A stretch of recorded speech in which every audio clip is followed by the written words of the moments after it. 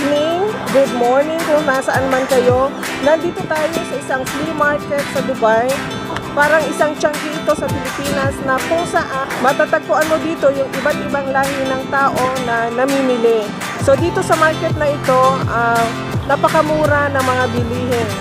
So tingnan natin ngayon, baba tayo sa labas para makita natin kung ano yung mga presyo nila.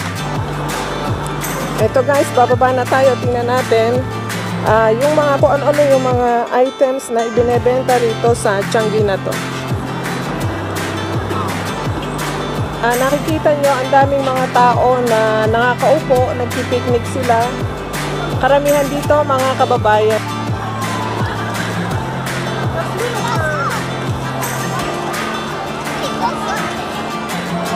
Papahapon na, nag-start ang flea market ng 11 in the morning. Ang closing time nito ay 5 o'clock.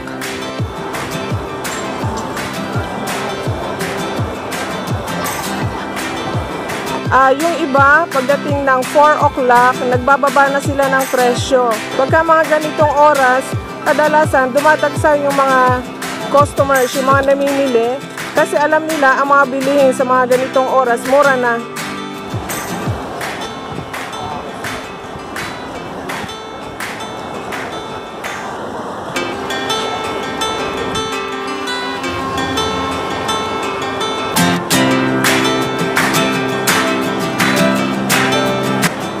Guys, may pwesto rin kami rito. So, ang flea market, most of the time, weekend, every Friday. Kasi ang weekend nga dito, Friday and Saturday. So, meron kami isang pwesto rito. Look. Ito guys, ang pwesto namin. Mga damit. Yan. Ito. Dito kami nagtitinda, dito kami nagawi sa pwesto na to. Pero mabili naman kasi pumupunta dito ang mga tao. So tingnan nyo guys, ang daming mga namimili dyan. Hapon na, magpa 5 o'clock na. So mamaya, mas dadagsa pa ang mga tao. That's brand new. And how much the t-shirt? Oh, discount. How much?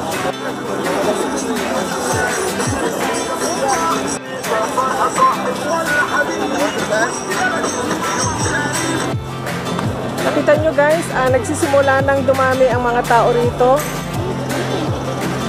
Ito, 5 dirham, 10 dirham.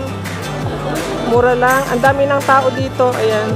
Kasi kanginang umaga, hindi pa yan ganyan karami. So ngayon, nag-start ng 4 o'clock o after 1 hour kasi closing na ang flea market. So, yung ibang mga nagtitinda rito, yung mga vendors, so nagbababa na sila ng presyo pagdating ng 4 o'clock.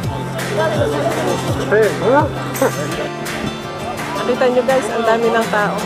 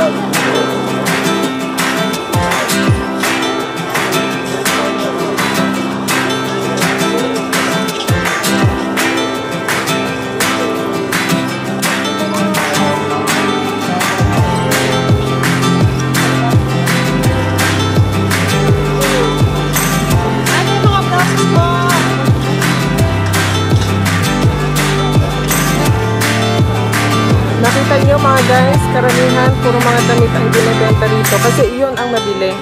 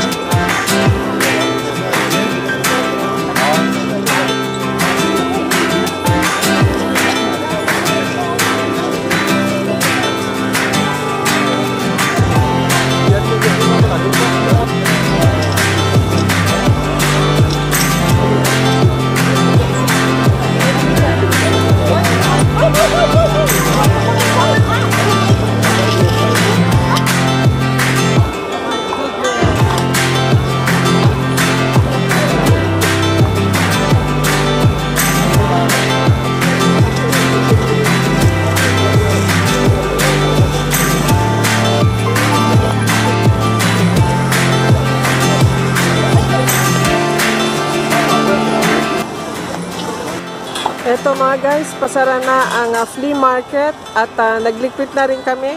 Alas 6 ng hapon, close na ang Changi. So eto, nagligpit na rin kami. Eto mga guys, sarado na ang flea market at pauwi na rin kami, nakaligpit na rin kami ng aming mga gamit. Ipakita ko lang sa inyo yung view. Eto siya. Yan. Ito yung taas, yung medyo mataas na level ng area. At yung flea market, andun sa baba. Yun. Kung makikita nyo, konti na lang yung tao doon kasi marami na mga vendors na nag-uwian at isa na rin kami doon.